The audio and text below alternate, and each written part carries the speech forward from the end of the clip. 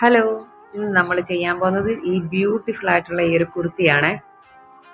അപ്പോൾ ഇതൊരു വിചിത്ര സിൽക്കിൻ്റെ മെറ്റീരിയലാണ് നമ്മൾ ചെയ്തിട്ടുള്ള ഇപ്പോഴത്തെ ട്രെൻഡിങ്ങിൽ പോയിക്കൊണ്ടിരിക്കുന്ന ഒരു കോയിൻ്റെ കുർത്തിയാണ്. അപ്പോൾ ഇതെനിക്ക് ഭയങ്കരമായിട്ട് ഇഷ്ടപ്പെട്ടു. ഇതിൻ്റെ കട്ടിങ്ങും സ്റ്റിച്ചിങ്ങുമാണ് ഞാനിവിടെ കാണിക്കാൻ പോണത്. അപ്പോൾ ഡീറ്റെയിൽ ആയിട്ടില്ല. ഇപ്പോൾ ഒരു ഓവറോൾ മിക്കവാറും ഉള്ളവർക്കെല്ലാം അറിയാമായിരിക്കും, നല്ല സ്റ്റിച്ച് ചെയ്യാനൊക്കെ അറിയുന്നവരായിരിക്കും. അപ്പം ഞാനിതൊന്ന് ലൈറ്റായിട്ടൊന്ന് പറഞ്ഞു പോവാണേ. അപ്പം ഞാൻ അതിനായിട്ട് നമ്മൾ ആദ്യം തന്നെ ഇത് ഒരു വീഡിയോ എടുക്കാനുള്ള ഒരു പ്ലാൻ ഇല്ലായിരുന്നു. അപ്പോഴാണ് ഇത് സ്റ്റിച്ചിങ് എല്ലാം കഴിഞ്ഞ് കഴിഞ്ഞപ്പോഴാണ് ഞാനിത് ഒരു വീഡിയോ ആയിട്ട് ഇടുന്ന കാര്യം ആലോചിച്ചത് കേട്ടോ. അപ്പോൾ അതുകൊണ്ട് തന്നെ ഞാനിതിവിടെ ഡ്രോ ചെയ്ത് കാണിക്കാതെ എങ്ങനെയാണ് ഞാനിത് കട്ട് ചെയ്തെടുത്തിരുന്നത്. അപ്പോൾ ബേസിക്ക് നമ്മുടെ ആ ഒരു ചുരിദാറിൻ്റെ കട്ടിങ് തന്നെയാണ്, വലിയ വ്യത്യാസങ്ങളൊന്നുമില്ല ഇതിന്. അപ്പോൾ അതാ ഞാനിതിൽ ഈ ഒരു ഡയറിയിൽ ഒന്ന് വരച്ച് കാണിക്കാവേ. ആദ്യം തന്നെ നമ്മൾ നമ്മുടെ ക്ലോത്ത് നാലായിട്ട് നമ്മളിതുപോലെ ഒന്ന് മടക്കി ഇടുവാണെങ്കിൽ അതിൽ നമ്മൾ ആദ്യം കൈക്കുഴിയാണ് കട്ട് ചെയ്യേണ്ടത്. പക്ഷേ ഞാനിവിടെ ആദ്യം തിരിച്ച് ആ ഒരു കഴുത്തിൻ്റെ ഇതാണ് ഡ്രോ ചെയ്ത് വെക്കുന്നത്. ഫ്രണ്ടും ബാക്കും കഴുത്താണ് ഇവിടെ ഡ്രോ ചെയ്തേക്കുന്നത്. ഇതൊക്കെ നമ്മുടെ ആവശ്യത്തിനനുസരിച്ച് നമുക്ക് എങ്ങനെ വേണമെങ്കിലും ഫാഷൻ മാറ്റുകയോ ഇറക്കം കൂട്ടുകയോ അകലം കൂട്ടുകയോ ഒക്കെ ചെയ്യാവേ. ഇപ്പോൾ അതർ സൈഡിൽ ഞാൻ വരച്ചേക്കുന്നത് നമ്മുടെ ആം ഹോളാണ്, കൈക്കുഴിയാണ് കട്ട് ചെയ്യുന്നത്. അപ്പോൾ ഇതൊക്കെ എല്ലാവർക്കും ബേസിക്കായിട്ട് അറിയാവുന്ന കാര്യമായിരിക്കും. അപ്പോൾ ഞാൻ അതിങ്ങനെ ഒന്ന് റഫായിട്ട് കൊടുക്കുന്നതേ ഉള്ളേ. പിന്നെ നമ്മളിതാ 22 ഇഞ്ചാണ് നമ്മുടെ ആ ഒരു സ്ലിറ്റ് വരെയുള്ള പോർഷൻ നമ്മളിതാ ഇതുപോലെ കട്ട് ചെയ്യാൻ വേണ്ടി എടുക്കുന്നത്. പിന്നെ അതുപോലെ നമ്മുടെ ഷേപ്പ് കാണുന്നത് നമ്മളൊരു 14.5 ഇഞ്ചിനകത്താണ്. അതെന്താ ഇതുപോലെ ഞാൻ മാർക്ക് ചെയ്തെടുക്കുന്നുണ്ട്. എന്നിട്ട് നമ്മൾ ഇച്ചിരി ലൂസ് ഫിറ്റിലാണ് ഈ ഒരു ഡ്രസ്സ് നമ്മൾ ചെയ്തെടുക്കുന്നത്. അതുകൊണ്ട് തന്നെ നമ്മൾ വലിയ അങ്ങനെ ഷേപ്പ് കാര്യമായിട്ട് കൊടുക്കുന്നില്ല, ജസ്റ്റ് ഒന്ന് കർവ് ചെയ്ത് കൊടുക്കുന്നതെന്ന് മാത്രമേ ഉള്ളൂ. ഇതാ നമ്മളിതുപോലെ നമ്മുടെ 4 മടക്കിൽ വരുന്ന ആ തുണി നമ്മൾ കട്ട് ചെയ്തെടുക്കണം. പിന്നെ ഇതിൻ്റെ ആ ഒരു സ്ലീവ് എന്ന് പറഞ്ഞാൽ ആ ഒരു ലോങ് സ്ലീവ്, അതൊക്കെ നമ്മുടെ ഇഷ്ടത്തിനനുസരിച്ച് ഇറക്കം നമുക്ക് കൂട്ടുകയും കുറയ്ക്കുകയൊക്കെ ചെയ്യാം. അപ്പോൾ അത്യാവശ്യം എനിക്ക് നല്ല ഹൈറ്റ് ഉള്ളത് കൊണ്ട് തന്നെ ഈ കുർത്തിയുടെ ഒരു ഇറക്കം ഞാൻ വെച്ചിരുന്ന ഒരു 49 ഇഞ്ച്, 50 ഇഞ്ചിന് അടുത്താണ് വെച്ചിരുന്നത്. അപ്പോൾ എനിക്ക് അത്യാവശ്യം നല്ല ലോങ് ആയിട്ട് കിടക്കണമായിരുന്നു. അപ്പോൾ അതുകൊണ്ട് തന്നെ ഞാൻ 50 ഇഞ്ചാണ് ഇതിൻ്റെ ഇറക്കം വെച്ചിരിക്കുന്നത്. അതൊക്കെ നമ്മുടെ ഇഷ്ടത്തിനനുസരിച്ച് നമുക്ക് ഇറക്കം കൂട്ടുകയൊക്കെ ചെയ്യാവേ. അപ്പോൾ സ്ലീവ് ഇതുപോലെയാണ് വരുന്നത്. ഞാനിവിടെ 22 ഇഞ്ചാണ് സ്ലീവിന് എടുത്തിട്ടുള്ളത്, ലോങ് സ്ലീവ്. അപ്പോൾ വീഡിയോയുടെ ആദ്യം പറഞ്ഞതുപോലെ തന്നെ നമ്മൾ ഇത്രയും സ്റ്റിച്ച് ചെയ്ത് കഴിഞ്ഞിട്ടാണ് ഇതിൻ്റെ വീഡിയോ എടുക്കുന്നതിനെ പറ്റി ആലോചിച്ചത് കേട്ടോ. അതുകൊണ്ടാണ് ഞാനത് ഡ്രോ ചെയ്ത് കാണിച്ചത്. അപ്പോൾ ഇത് നമ്മൾ ഷേപ്പ് എല്ലാം ഏറെക്കുറെ അടിച്ചിട്ടുണ്ടായിരുന്നു. അപ്പോൾ ഇതാണ് നമ്മുടെ ആ ഒരു കോയിൻ ലേസ് വരുന്നത്. അപ്പോൾ ഇതിന് മീറ്ററിന് ഏകദേശം ഒരു 80 രൂപയാണ് എനിക്ക് ആയത്. ഇത് പരാഗിയിൽ നിന്നാണ് ഞാനിത് പർച്ചേസ് ചെയ്തിട്ടുണ്ടായിരുന്നത്. അപ്പോൾ ഇതിൻ്റെ കൂടെ തന്നെ ഞാനൊരു ബീഡ്സ് വർക്കിൻ്റെ ഒരു ലേസ് കൂടി വാങ്ങിയിട്ടുണ്ടായിരുന്നു. അപ്പോൾ അതുകൂടി ഞാൻ ഇതിനകത്ത് അറ്റാച്ച് ചെയ്തിട്ടുണ്ടായിരുന്നു. അപ്പോൾ ഈ ഒരു കോയിൻ ലേസ് മാത്രമാകുമ്പോൾ അത്ര ഒരു അറിയാഴിക ഇല്ലാത്തതുകൊണ്ട് തന്നെ ഞാൻ അതിൻ്റെ സൈഡിലായിട്ട് കൊടുക്കാൻ വേണ്ടി ഒരു ബീഡ്സ് വർക്കിൻ്റെ ലേസ് കൂടി അറ്റാച്ച് ചെയ്തിട്ടുണ്ടായിരുന്നു. പിന്നെ ഇതാ നമ്മൾ ഇതുപോലെ ഷേപ്പൊക്കെ ചെയ്ത് കൊടുക്കുവാണ്. പിന്നെ ഇതിൽ നമ്മുടെ സാധാ സ്ലിറ്റ് ചുരിദാറിൽ നിന്നൊരു വ്യത്യാസം എനിക്ക് തോന്നിയത്, ഞാൻ ഇതിനകത്ത് കൊടുത്ത എൻ്റെ സ്ലിറ്റിൻ്റെ അളവെന്ന് പറഞ്ഞാൽ നമ്മൾ സാധാരണ നോർമൽ ചുരിദാർ കൊടുക്കുമ്പോൾ ഒരു 14 ഇഞ്ച്, 12 ഇഞ്ച്, 13 ഇഞ്ച് ആ ഒരു റേഞ്ചിലൊക്കെയാണ് കൊടുത്തിട്ടുണ്ടായിരുന്നത്. പക്ഷേ ഇതിൽ ഞാൻ ഒരു 16 ഇഞ്ചിലാണ് നമ്മുടെ സ്ലിറ്റ് കൊടുത്തിട്ടുണ്ടായിരുന്നത്. അപ്പോൾ അത് കുറച്ചുകൂടി ഒരു പെർഫെക്റ്റായിട്ട് താഴോട്ട് കിടക്കാൻ വേണ്ടിയിട്ടാണ് ഞാൻ അങ്ങനെ ആ ഒരു 16 ഇഞ്ചിൽ കൊടുത്തിട്ടുണ്ടായിരുന്നത്. പക്ഷേ അതുകൊണ്ട് തന്നെ അതൊരു ഫിനിഷിങ് കുറച്ചുകൂടി ഒരു നന്നായിട്ടുണ്ടായിരുന്നേ. അപ്പോൾ അതാണ് ഇതിൽ ഏറ്റവും ഒരു പ്രത്യേകതയായിട്ട് എനിക്ക് തോന്നിയത്. ബാക്കി നമ്മുടെ സാധാ സ്ലിറ്റഡ് ചുരിദാറിൽ നിന്നൊരു വ്യത്യാസം അതാണ് ഉണ്ടായിരുന്നത്. അപ്പോൾ ഇതൊരു വിചിത്ര സിൽക്കിൻ്റെ മെറ്റീരിയലായിരുന്നേ.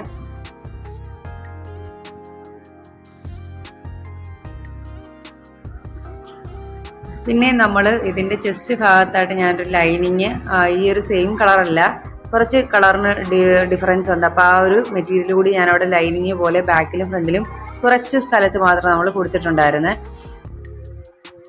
എന്നിട്ട് നമ്മളിതാ ഇതുപോലെ സ്റ്റിച്ചാക്കി എടുക്കുകയാണ്. ഈ ഷേപ്പ് അടിച്ചെടുക്കുകയാണ്. ബാക്കിയെല്ലാം നമ്മൾ സാധാ കുർത്തി ചെയ്യുന്ന പോലെ തന്നെയാണ് ചെയ്യുന്നത്, വ്യത്യാസങ്ങളൊന്നും ഉണ്ടായിരുന്നില്ലേ.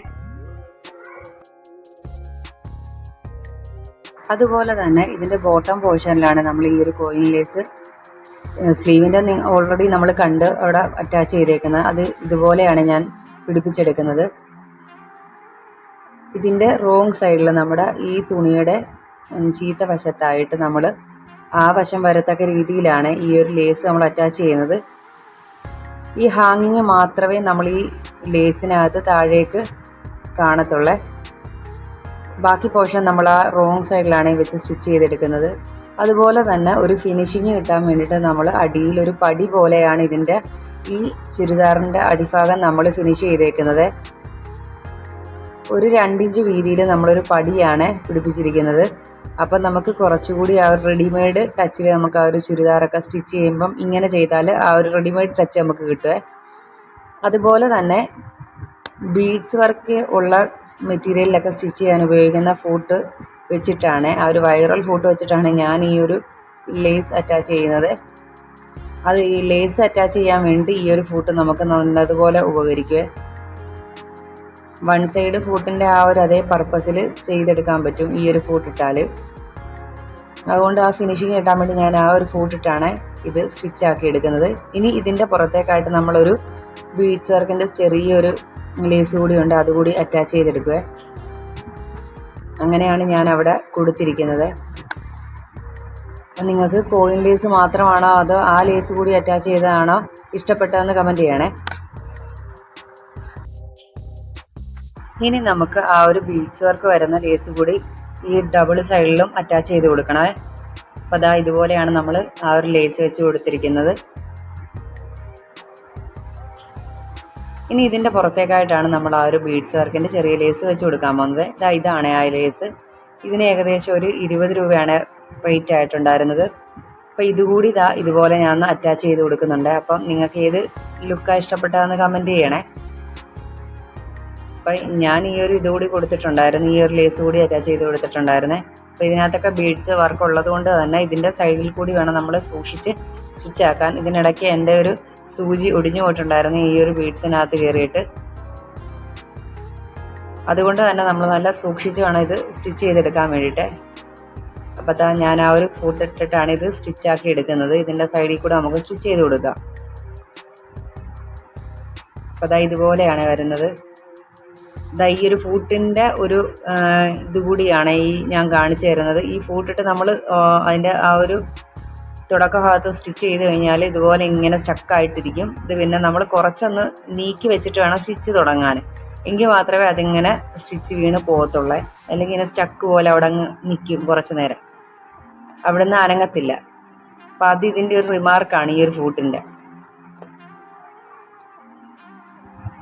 അതാ നമ്മൾ ഇതുപോലെ പിന്നെ സ്റ്റിച്ചാക്കിയപ്പോഴത്തേക്ക് ബാക്കി ഭാഗത്ത് നമുക്ക് ഇതുപോലെ തന്നെ സ്റ്റിച്ച് വീണ് വരുന്നുണ്ടായിരുന്നേ. അപ്പോൾ വളരെ സിമ്പിളാണ് ഈ ഒരു ടോപ്പ് തയ്ക്കാൻ വേണ്ടിയിട്ട്. ഇതിൻ്റെ ഫിനിഷിങ് കാര്യങ്ങൾ കുറച്ച് ശ്രദ്ധിച്ചു കഴിഞ്ഞാൽ നല്ല നീറ്റായിട്ട് നല്ല അടിപൊളി നമ്മളെ റെഡിമെയ്ഡ് സ്റ്റൈലിൽ തന്നെ നമുക്ക് സ്റ്റിച്ച് ചെയ്തെടുക്കാൻ പറ്റും. ഇനി കുറച്ച് കാര്യങ്ങൾ ശ്രദ്ധിച്ചാൽ നമ്മൾ ഈ അടിഭാഗത്തായിട്ട് ഒരു സെപ്പറേറ്റ് പീസൊക്കെ വെച്ച് നമ്മൾ പടി പോലൊക്കെ ചെയ്ത് നമ്മൾ അടിഭാഗം ഫിനിഷ് ചെയ്യുവാണെങ്കിൽ നമുക്ക് നല്ല നീറ്റായിട്ട് തന്നെ ഒരു കാണുമ്പോൾ ഒരു നല്ല ഒരു റെഡിമെയ്ഡിൻ്റെ ഒരു സ്റ്റൈലിൽ നമുക്ക് ഫിനിഷാക്കി എടുക്കാൻ പറ്റുമേ. അടുത്ത സൈഡിൽ കൂടി നമുക്ക് ഇതുപോലെ തന്നെ ഈ ഒരു ബീഡ്സ് വർക്കിൻ്റെ ലേസ് കൂടി ഒന്ന് അറ്റാച്ച് ചെയ്തെടുക്കണം. അപ്പം നമ്മുടെ ആ ഒരു ടോപ്പിൻ്റെ പരിപാടിയെല്ലാം ഏകദേശം കഴിയുമേ. പിന്നെ നമ്മൾ ഇതിൻ്റെ ലൂസ് പലാസോ ഒരു ബോട്ടമാണ് ചെയ്തത്, പാരലൽ പാൻറ്റ് പോലെയാണ് ചെയ്തിരിക്കുന്നത്. അതും വളരെ സിമ്പിളായിട്ട് തന്നെ നമുക്ക് കട്ട് ചെയ്ത് സ്റ്റിച്ച് ചെയ്തെടുക്കാൻ പറ്റുമേ. അപ്പം നമ്മുടെ വീഡിയോ ഇത്രയേ ഉള്ളേ. അപ്പം നിങ്ങൾക്ക് ഈ വീഡിയോ ഇഷ്ടപ്പെട്ടിട്ടുണ്ടെങ്കിൽ ചാനലൊന്ന് സബ്സ്ക്രൈബ് ചെയ്ത് സപ്പോർട്ട് ചെയ്തേക്കണേ. Thank you.